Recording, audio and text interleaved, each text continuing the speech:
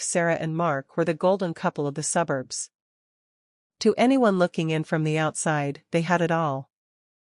Mark was a high-powered defense attorney, and Sarah was a gifted interior designer who had stepped away from her career to manage their home and, more importantly, to care for their 16-year-old daughter, Abby. Abby was their world, but her health was fragile. She suffered from a severe, chronic respiratory condition that required expensive treatments and a specialized environment.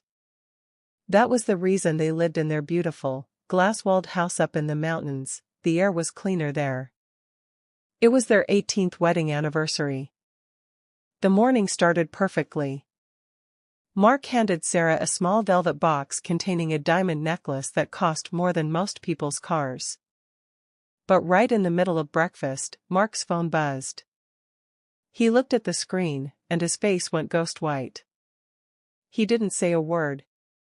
He just grabbed the phone, stepped into his home office, and locked the door behind him. Sarah felt a chill, but she brushed it off. It's just a big case, she told herself. He's under a lot of pressure. The illusion started to crumble 3 days later. Sarah was at the pharmacy picking up Abby's specialized inhalers when the pharmacist looked at her with a mix of pity and confusion.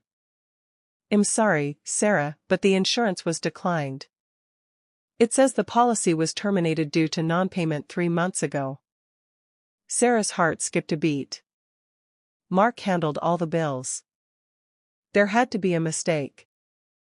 They were wealthy. She went home and, for the first time in years, logged into their joint investment account. The screen loaded, and Sarah felt like the floor had dropped out from under her.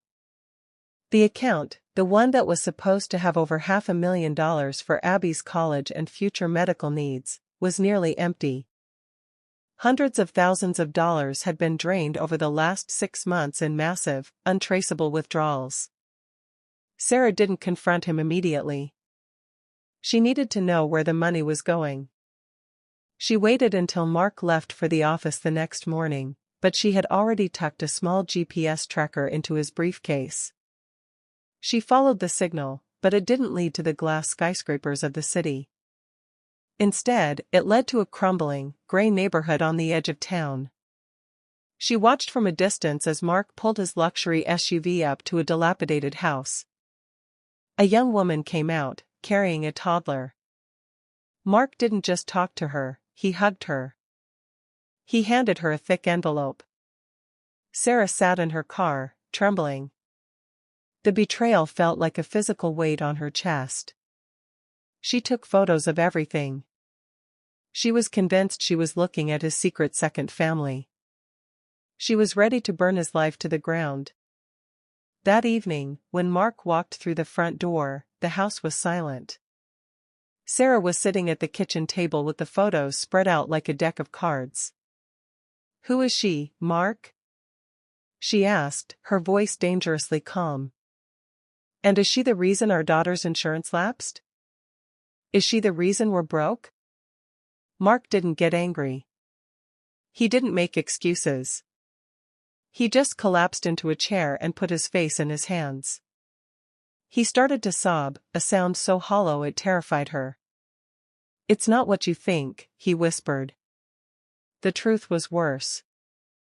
Mark hadn't been an attorney for over a year. He had been disbarred after a massive malpractice error that resulted in a man's death. He was a fraud. He had been pretending to go to work every day because he couldn't bear to tell Sarah they were losing everything. To keep their perfect life afloat, he had gotten involved with a local money laundering ring. The woman in the photo wasn't his mistress. She was the widow of the man who died because of his mistake. She knew everything, and she was blackmailing him. Every cent of their savings, every dollar he made from the criminals he worked for, went to her to keep her silent. "We have to go to the police," Sarah gasped. "Mark, this is insane.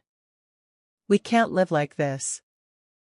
"If I go to the police, I go to prison for 10 years, Mark snapped, his eyes turning cold. "And if I go to prison, you and Abby lose this house. You lose everything." I'm doing this for us."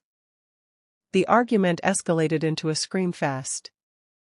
Suddenly, they heard a thud from the top of the stairs. It was Abby. She had heard it all, the lies, the crimes, the bankruptcy. The stress triggered the worst attack of her life. She was gasping, clutching her throat, her face turning a terrifying shade of blue. Sarah ran to her, searching for an inhaler, but the one in Abby's pocket was empty. "Mark. Call 911. Now." Sarah screamed. Mark pulled out his phone, but he froze. He looked at his daughter suffocating on the floor, and then he looked at the door.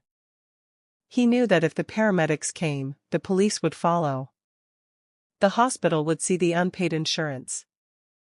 The investigation would start. His life would be over. For 5 agonizing seconds, Mark did nothing. Sarah looked up and saw it in his eyes.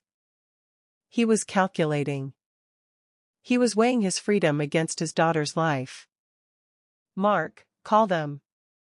Sarah shrieked. He didn't. He dropped the phone and backed away toward the garage. He couldn't face the consequences. He chose himself. Sarah grabbed the phone, dialed the emergency numbers herself, and performed CPR with shaking hands until the sirens filled the driveway. Mark was gone. 3 months later.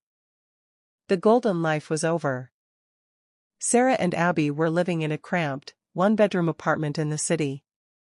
Sarah was working 2 jobs, and Abby was slowly recovering, though the emotional scars were deep. She hadn't spoken her father's name since that night.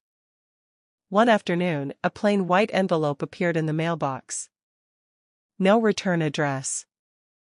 Inside was a single debit card and a handwritten note. "For Abby's education. I'm going to fix this. I love you both." Sarah looked at the card. She knew where that money came from. It was blood money. It was the same dirty path that had destroyed their family. She looked at her daughter, who was struggling to breathe even with the new medication, and then at the card that represented an easy escape. Sarah walked over to the kitchen's small paper shredder. Without a second thought, she fed the card into the machine. Just as the last piece of plastic vanished, there was a heavy knock at the door. Sarah opened it to find 2 men in dark suits. "Sarah Miller?" one of them asked, holding up a badge.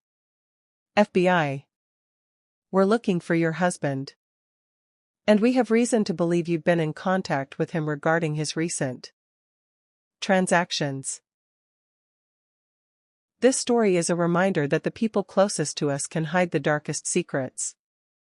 If this story touched your heart, please leave a like and subscribe to the channel for more powerful dramas. I really want to hear your thoughts in the comments. Was Sarah right to refuse the money, or did she put her daughter at risk again? Share your impressions below, and don't forget to share this video with someone who needs to hear it. Thank you for watching.